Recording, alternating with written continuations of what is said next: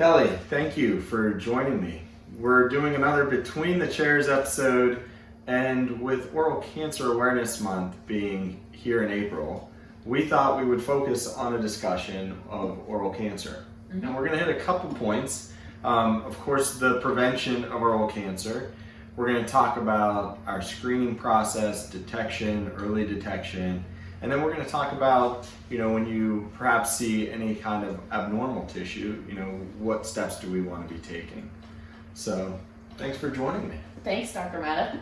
Awesome. And this is obviously a team approach. When we're treating our patients, I love that we have a great collaboration with our dental hygienist. You are a key in helping just the entire screening of the patient, how we interact with them. You spend more time with the patient than anyone else in the office. The relationships are key, and also a team approach into addressing concerns and detecting any potential issues. So let's talk about oral cancer.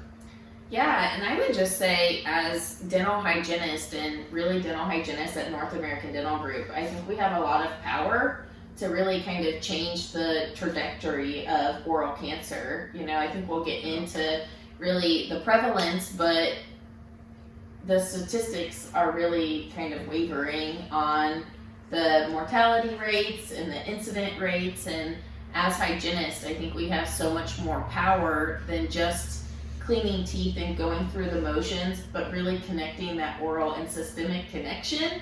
And, I think within North American Dental Group, we have a lot of power to really change things throughout the industry. We have probably 900 providers between hygienist and dentist. Yeah. And we're probably going to see over 1 million patients this year. It's our industry has the power, and of course our organization, and that's a great point. I really like how you're looking at it, because dentistry has come up looking at teeth, and then it started considering gums, and we're really kind of hyper focused in those areas.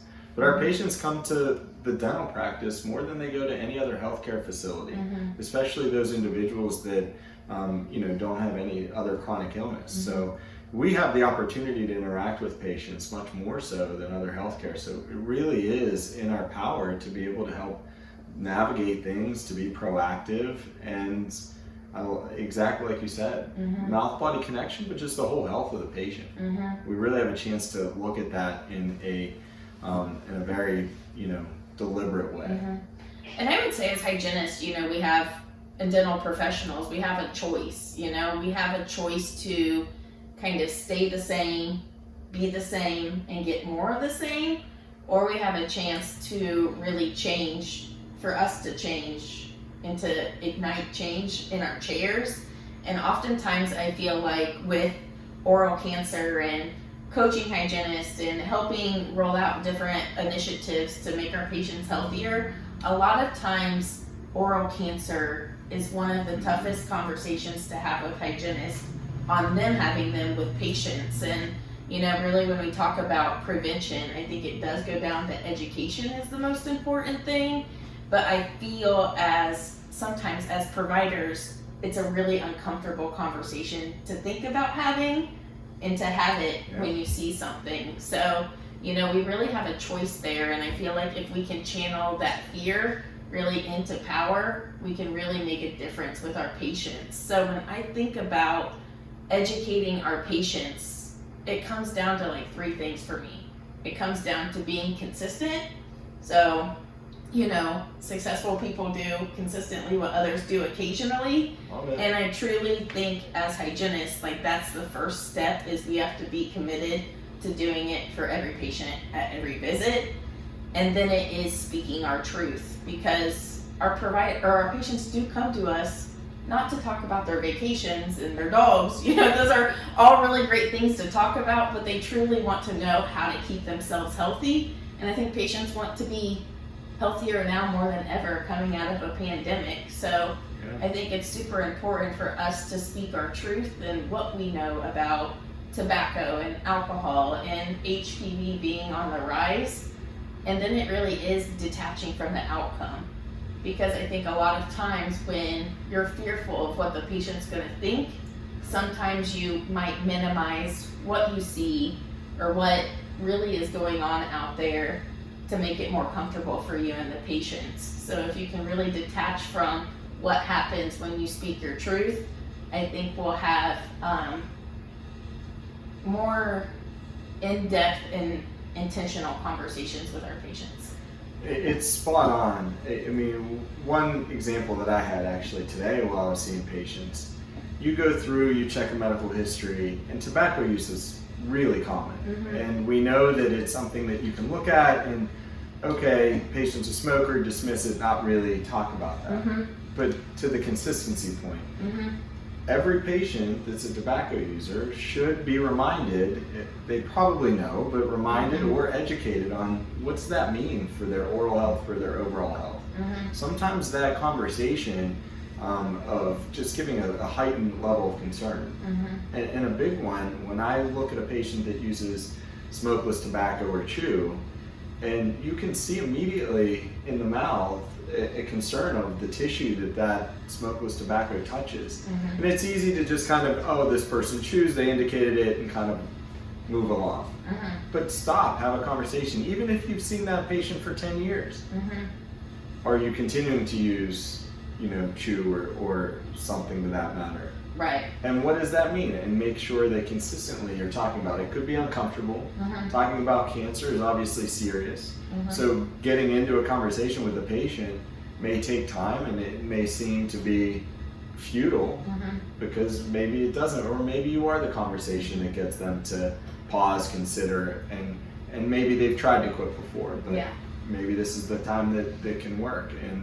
And that's when we get into that first part of it, the prevention.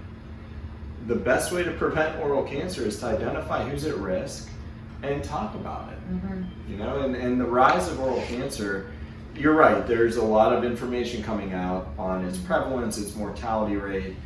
Oral cancer, throat cancer, they are something that when I was in dental school, it was very clear. The only people that get oral cancer are somebody that's in their 50s or 60s, has smoked all of their life, has been an alcoholic for decades, and maybe that, has boiled itself to the point where there's an oral cancer. But that's not the case anymore. It has really grown in prevalence due to HPV and, just whatever other risk factors are out there that we don't even know about. But the reality is oral cancer is increasing in our population at a rate that is really alarming, and it's up to us. That is one area where we are directly responsible for identifying. Yeah, absolutely. And I think the last thing I'll say for prevention is, like we talked about, the medical history and just understanding the patient on a whole new level. And I think it's taking any of that data and any of that information, and rather than it be like a transactional transaction of information, like really making it a transformational transaction of the information. I think that's it. And so, one message I guess I would leave with on prevention, I loved how you put it. Let's be consistent with how we talk to our patients. Let's make sure that even if it's uncomfortable, that we have those dialogues with every patient, every visit, especially those with risk factors. And then we'll start to move into, the steps that we take and recommend for early detection.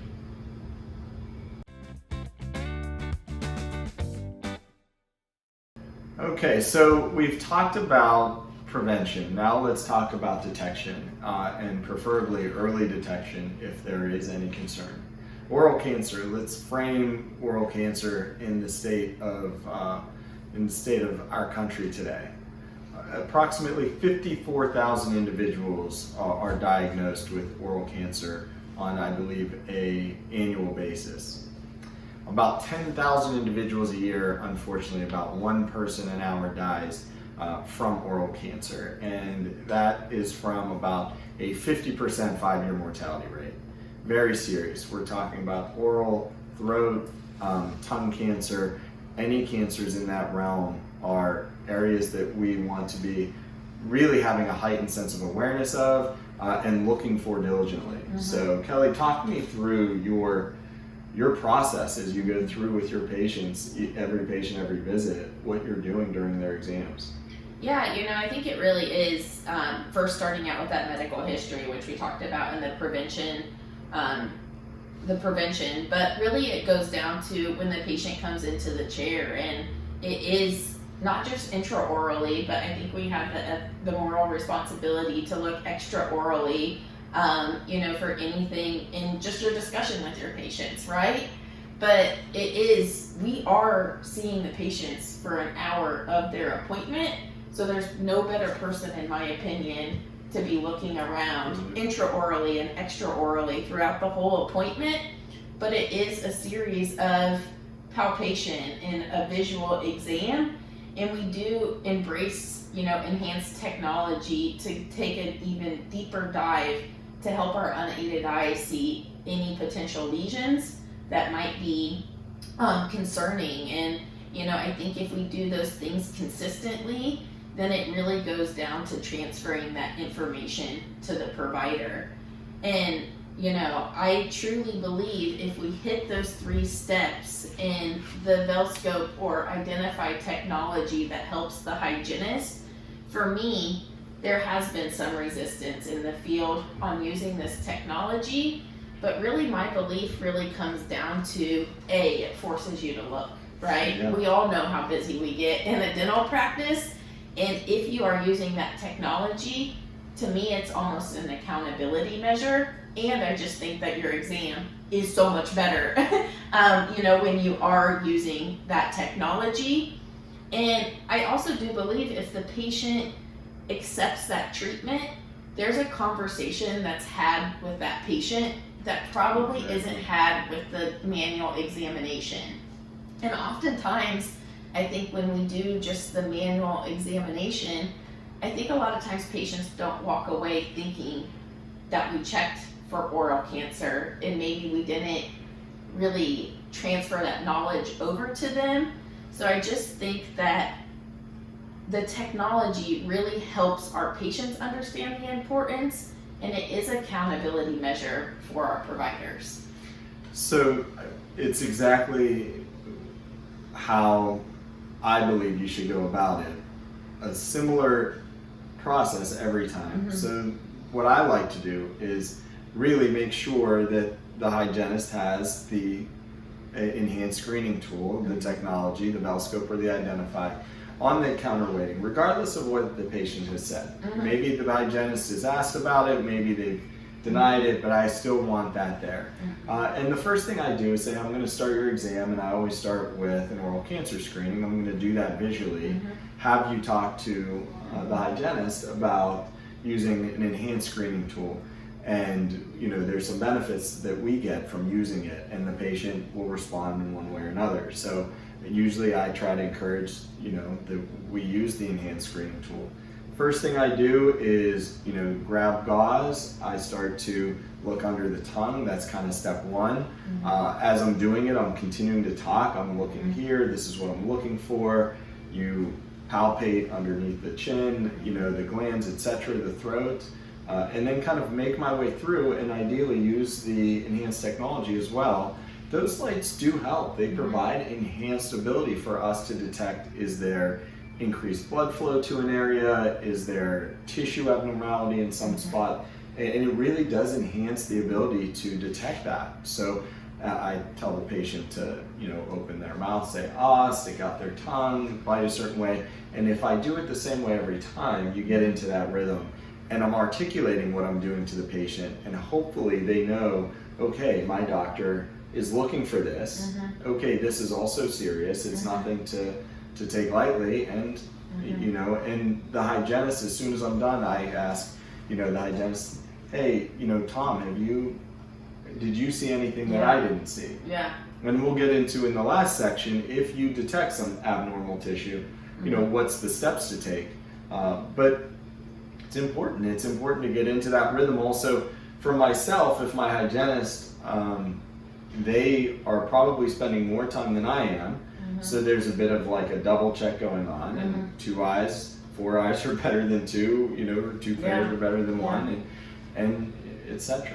Yeah, and the one thing that I always take pride in is when you use technology or you just do a thorough exam and you educate along the way. I don't know how many patients you've ever had said, like, I don't think I've ever had this actually Exactly. done before. So it is building that awareness for our patients that I think is one key to helping with And the awareness. back you to know? the consistency, when we talk about care cycle and every patient, every visit, there's a reason that everybody in the organization needs to be trained on those best-in-class comprehensive processes, because let's say a patient had that experience, was like, wow, my doctor does this, my hygienist does this for me, and let's say a new team member's in the office, they need to make sure that you are training every individual, so that, what's that say to the patient if it happened one time and then they come back and then maybe come back again and didn't have that offered?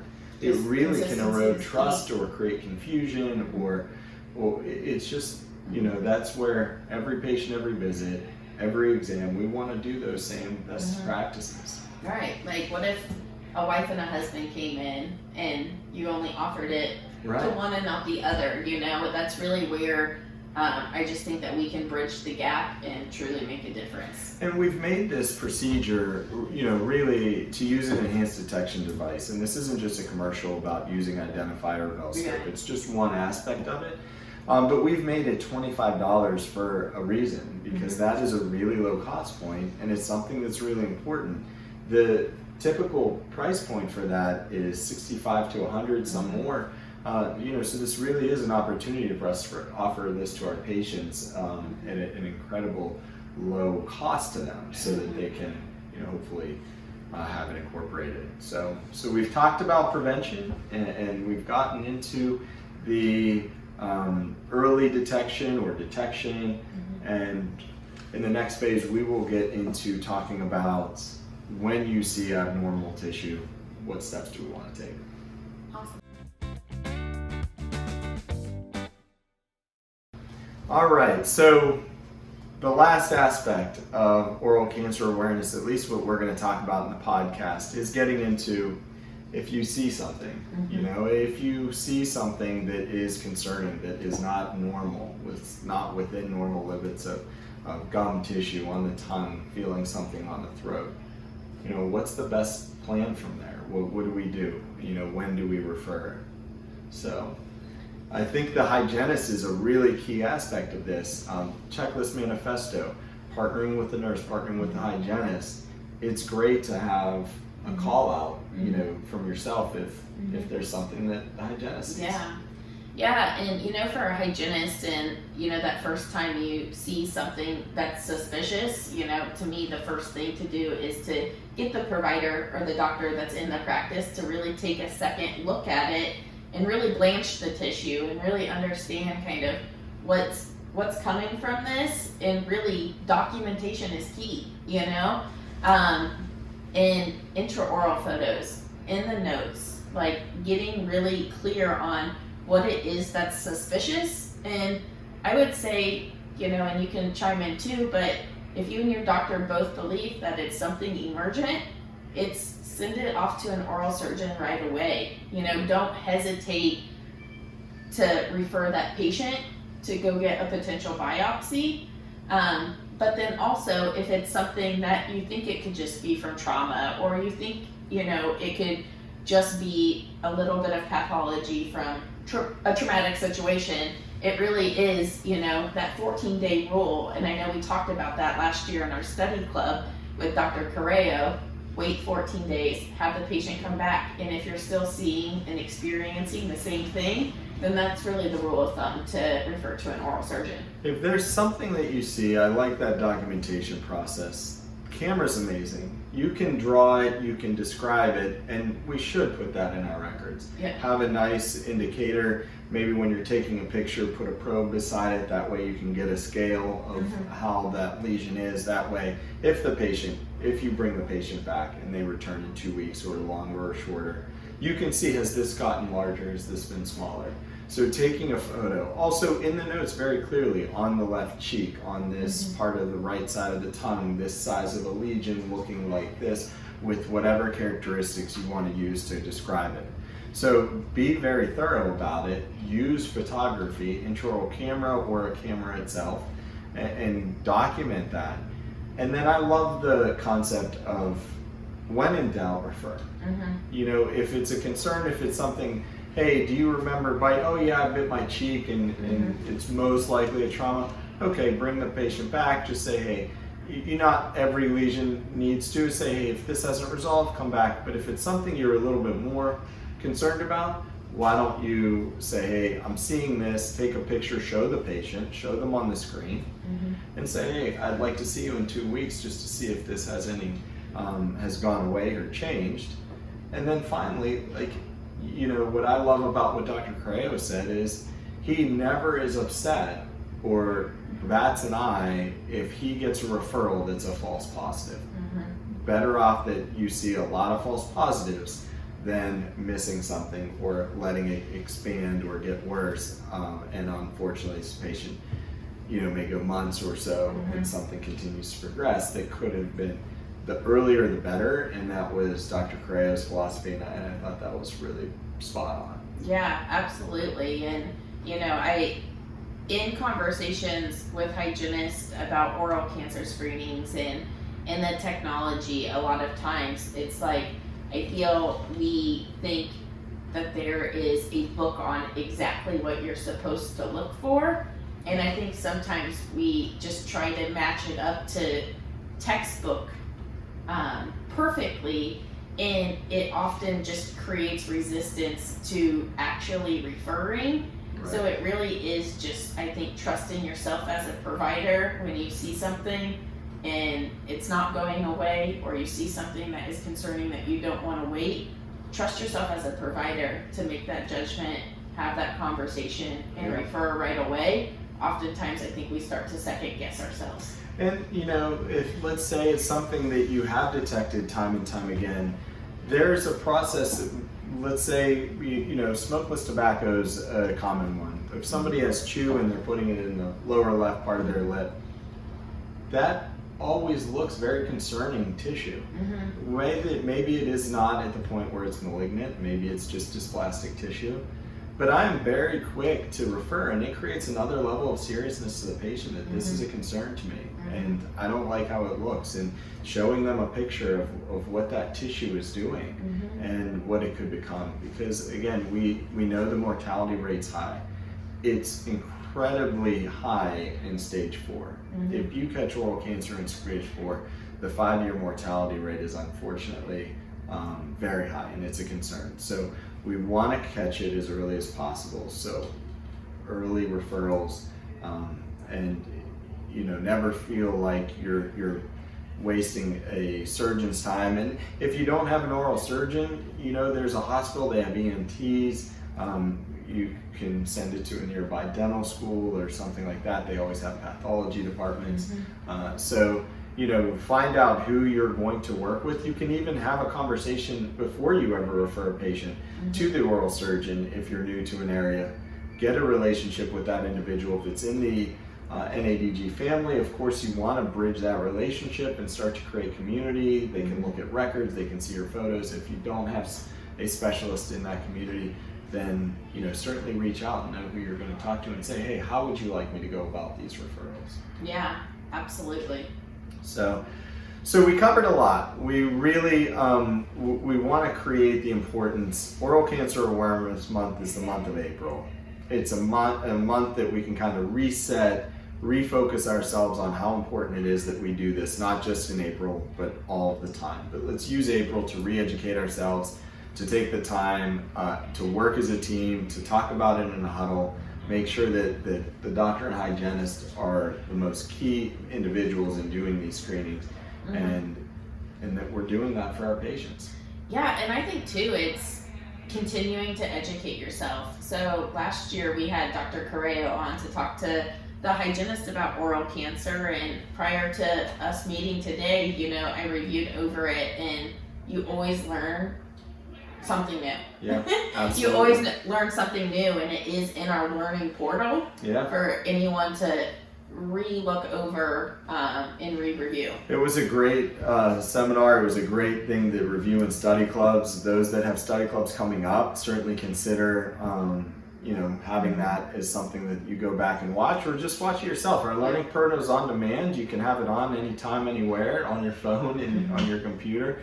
So definitely brush up. Let's make sure that we are staying vigilant we're a whole health minded philosophy, comprehensive care, every patient, every visit. Those aren't just cliches. Those are our norms, and that's how we approach care from our PDA perspective. So thank you very much. Thanks, Dr. Kelly. Matta. You're a great partner in all aspects in the company, and thank you for being such an advocate for awareness, prevention, all the things we talked about.